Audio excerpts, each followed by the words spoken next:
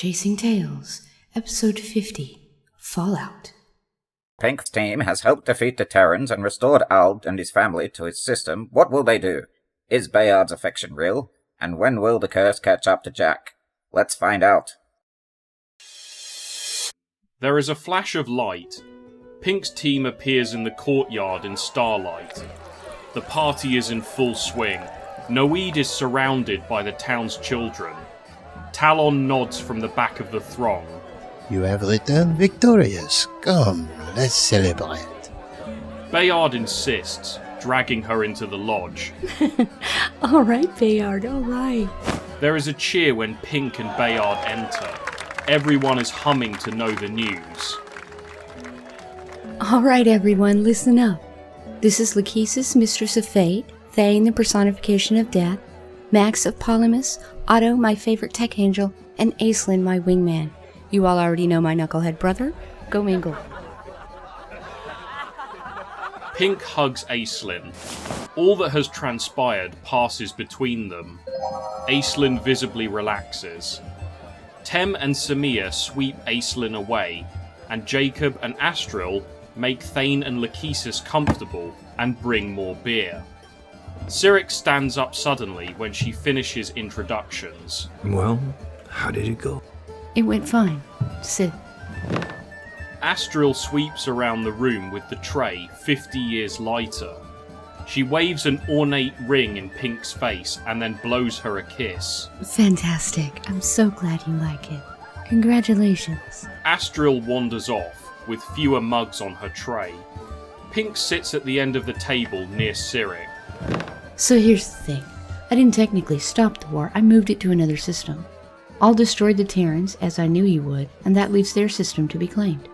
He'll have his extra void without bothering us here. Additionally, Haven is disbanded. Massive enchantment is no longer needed to keep us all in place, so there's a surplus of void there. We should be getting more refugees soon. And if he changes his mind? You were to fight it out between you one-on-one. That doesn't really sound fair. You don't think you can take him? You know the answer to that. I guess you'll have to work out your issues. Anyway, the details are all in this packet. You can sign it tomorrow. He sent a little present for you when you're ready to take down the White City. He also sends his poetic best. She opens her hand. There is a tiny spider. Don't tell me you trust that thing. Of course not. That's why Otto's here. Right, Otto? Otto stands up. He'll need a workshop and access to some of your top nerds to catch up. She holds her hand out to him. He practically jumps in happiness. You want to show him where to work? He's not really the party type. Cyric laughs to himself and takes Otto to the lab he made for him. Are you finished now, my flower? Yes, Bayard, now I'm finished. I brought you a gift. Bayard hands her a small rectangular box. Inside is a tiny communication cube. He wears one around his neck. He pulls it out and shows it to her. She smiles. Is this an open cube? Yes. Now you are never far away. She kisses him. I wish I'd known you could get these. You don't know what I had to do for them, mon cher. Best do not worry about it, eh? Let's have a drink. Bayard stands. A toast to Pink, who has served us once again. Here. There is a rise in gratitude. Bayard tries to hug her Mon Dieu! and realizes that her armor is still awkward. Oh, I'm sorry. I forgot. Come on, let's take care of this. They walk out and over to the lab. When she arrives, Cyric and Otto are bent over the table working on the spider. Cyric, can you help me fix this indestructible armor? What? You're still alive, aren't you? Cyric comes around and pops her between the shoulder blades. It folds back in, and her soft body is available once more. He pats her on the shoulder absently and goes back to Otto. Shall we have a little detour? Let's go back to the party so you can meet the new people. She smiles to herself. Bayard sighs, defeated, and follows her. She shakes as she chuckles to herself. He admires the effect.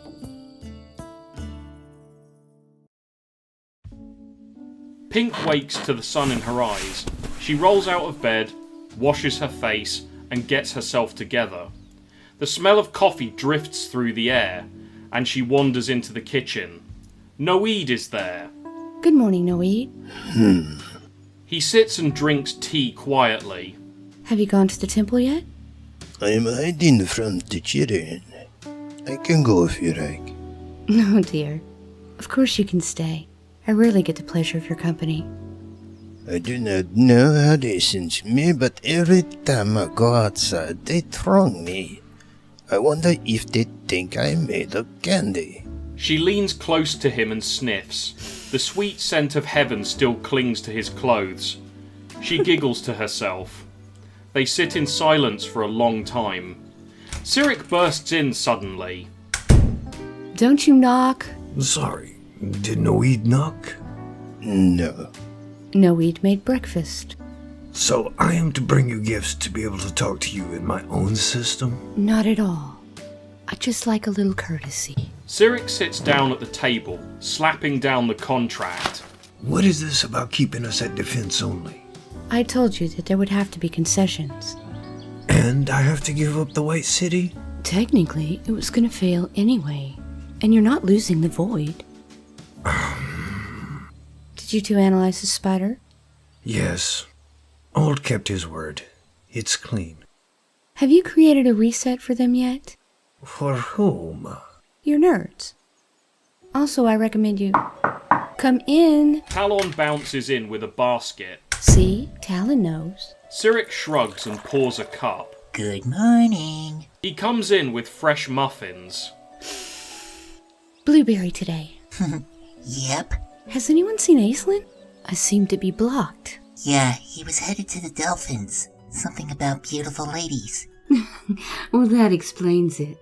She reaches into the basket and grabs one. She shakes her head and smiles to herself. Did you say you had a recommendation? Oh, yes. To save on the void, why not focus on the tech and those who make it rather than building a grand city? You're having people management problems. I think that'll help. Talon looks at Cyric smugly, feeling very correct, as Pink echoes his personal opinion. Talon, don't test me. The pair of you working against me is not what I was hoping for. How could you do this to me, Pink?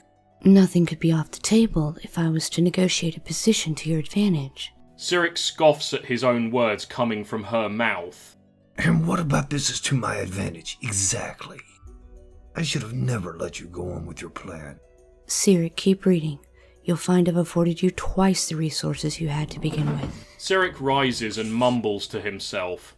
Pink waits for the front door to close before she speaks again. I wish he would listen to reason. Perhaps your approach is too aggressive. He's just mad he didn't get his war. He'll get over it. Astral and Lachesis sit talking in the lodge. Jacob hums happily from the kitchen. So, what does your village need? We're pretty self-sufficient, I suppose. What did you do before? We made things out of void. We managed the fates of lives we created and snipped their life threads when they were finished. Sounds like a lot of responsibility. What kind of life do you want? I always wondered what it would be like to have a normal life, the way humans do, unencumbered in their way. I'm sure that can be handled somehow. Look at me. Yesterday I was old, infirm and ugly. Today I have a second chance with someone I love. Lachesis thought for a long time. I'd like to be separated from my other aspects. Do you suppose that can be done? Aren't you 3 aspects? I bet the tech wizards could make bodies for each of you. Yes, little Nye deserves a life. She's been a child since she came to us. I would like to see her grow up and do something she wants to do. And Aubrey, my crone self, is interested in teaching children. Aye, but what do you want? Well, I've always wanted to run a library, have a cat, be left alone to the quiet of my own life. No reason you can't. You think so? Didn't Sirik bring us here to help him in his work? He'll ask when he needs you.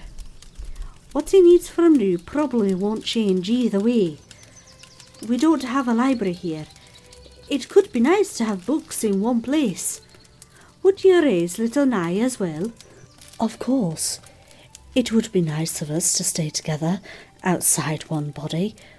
Aubrey may need some help too, depending on how she decides to go, I guess. Well, when the time comes for you to decide, we'll talk to Sirik and Talon and see what can be done about it.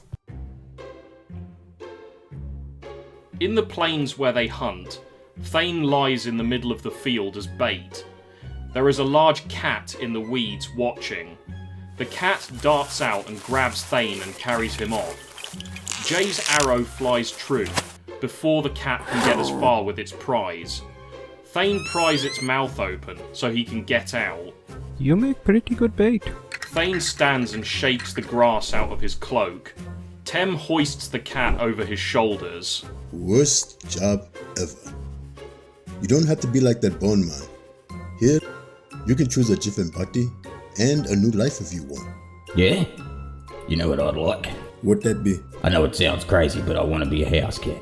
Tem and Jay begin to laugh. Are you serious, man?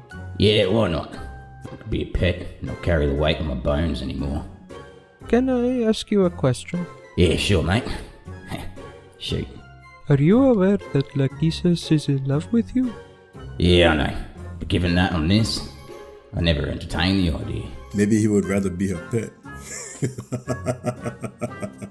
It would be more convenient, I suppose. A hawk comes out of nowhere and swoops past them to pick up a rabbit.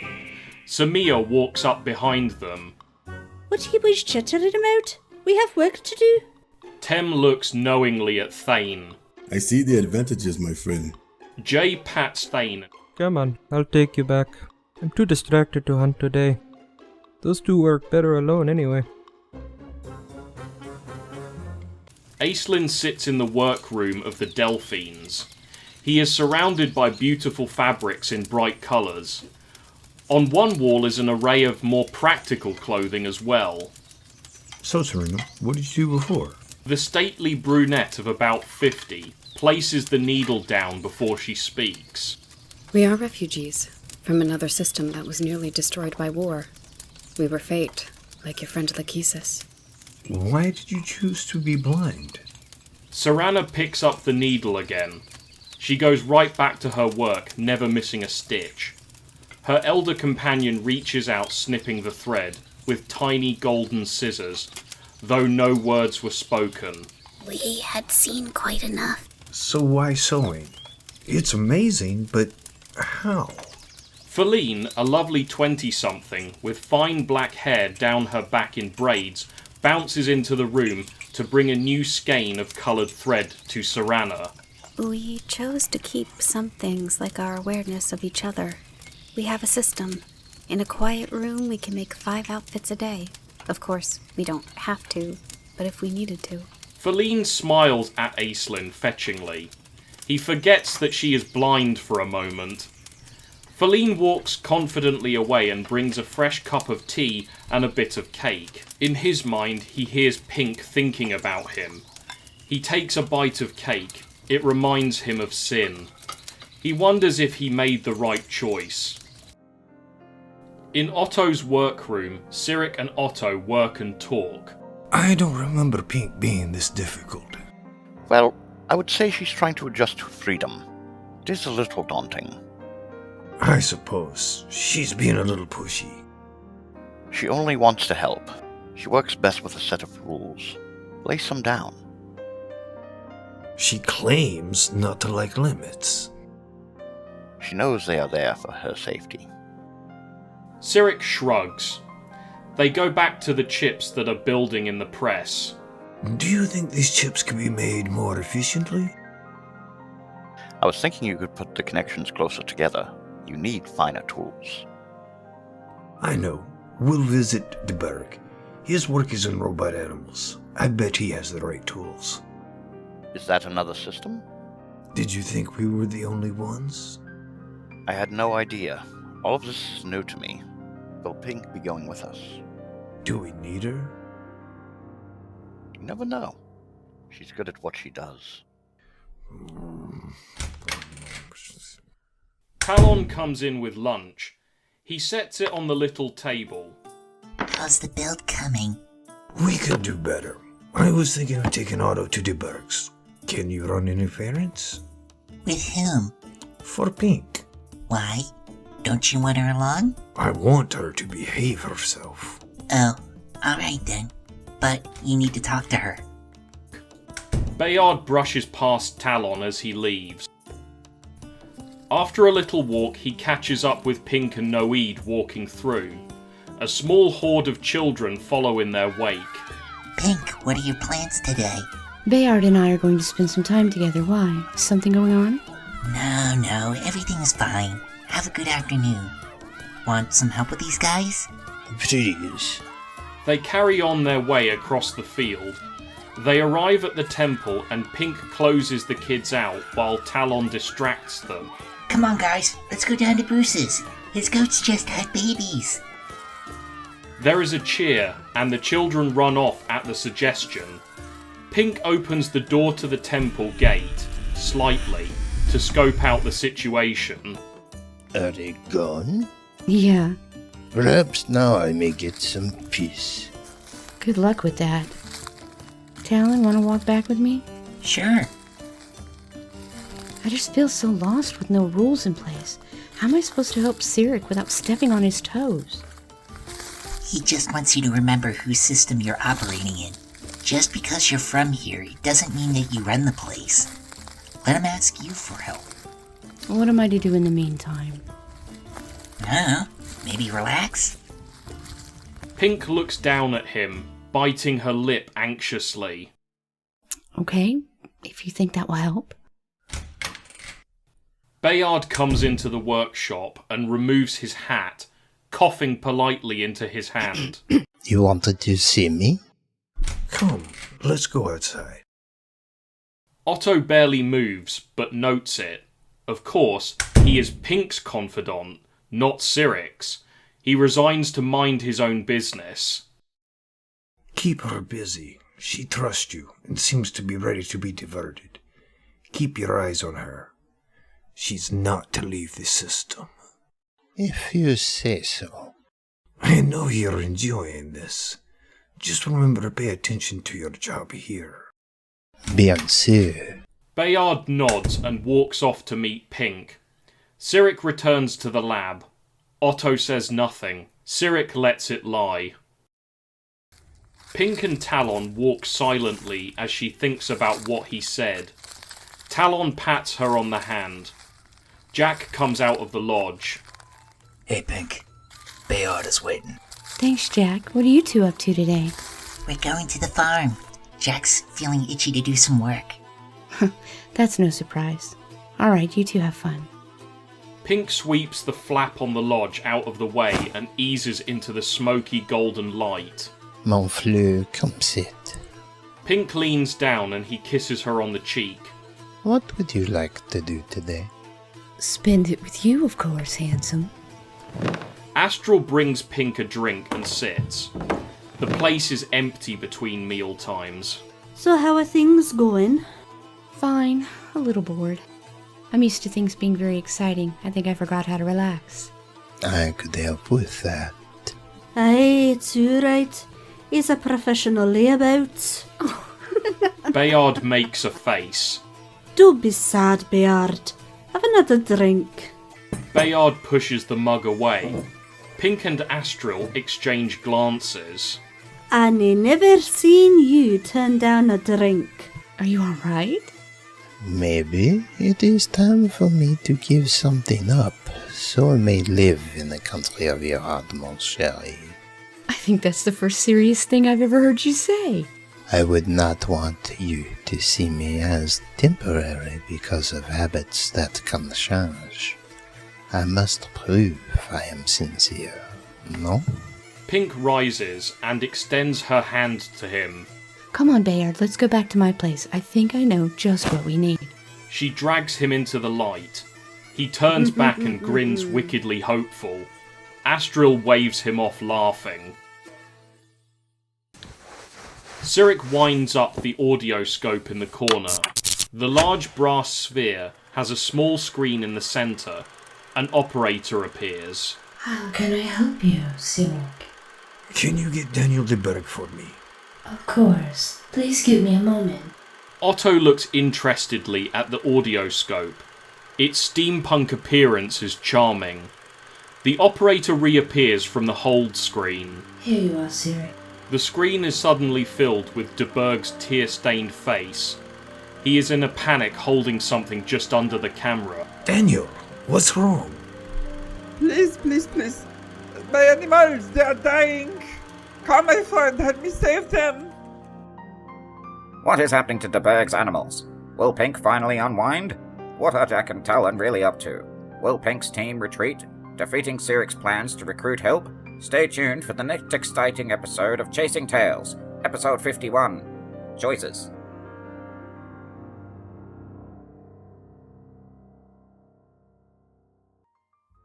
Welcome back. Well, here we are at the end of another season. We appreciate the comments and support.